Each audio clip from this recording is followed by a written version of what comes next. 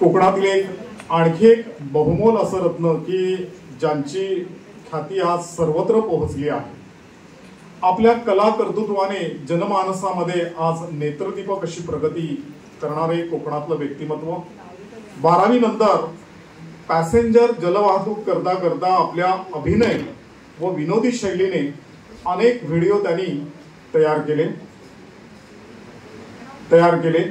या व्हिडिओच्या माध्यमातून त्यांची विनोदी व कोकणी भाषा शैली सर्वत्र पसरली। आज अनेक दूरवरचे महाराष्ट्रातील पर्यटक त्यांच्याशी संवाद साधण्यासाठी त्यांच्या तोंडदे गावी येतात।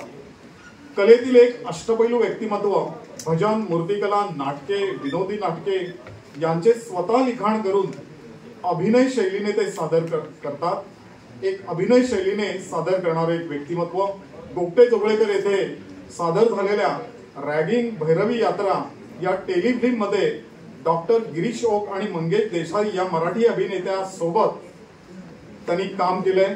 असे आमचे रत्नागिरीचे सुपुत्र श्री संदीप पावसकर यांच्या कार्याचा आम्हाला नेहमीच आदर वाटतो।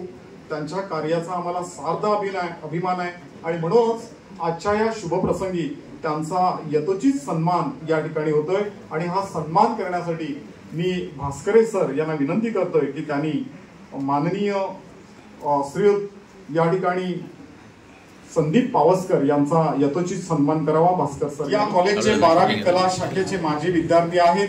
त्यांना अनेक पुरस्कार प्राप्त झाले, त्यापैकी कलारत्न, कोकण सन्मान, विनोदी नाटके त्यांनी स्वतः लिहिलेली आहेत। त्यामध्ये शीता हरण आणि नमन ही नाटकं विनोदी त्यांनी लिहिलेली आहेत। अनेक एकांकिकाही त्यांनी लिहिलेल्या आहेत आणि म्हणूनच या शुभप्रसंगी त्यांच्या या कार्याचा ग्रुपच्या वतीने या ठिकाणी हा सन्मान होतोय। आणि हा सन्मान या ठिकाणी शाल, श्रीफळ आणि सन्मान पत्र देऊन या ठिकाणी त्याचप्रमाणे बुके देऊन त्यांचा यथोचित सन्मान करत आहेत भास्करे सर आणि मान्यवर। खरोखरच एक आपण आपल्या ग्रुपच्या वतीने त्यांच्या पुढील वाटचालीसाठी आपण शुभेच्छा देऊया। खरोखरच मगाशी या ठिकाणी त्यांनी आपले अनुभव या ठिकाणी सादर केले।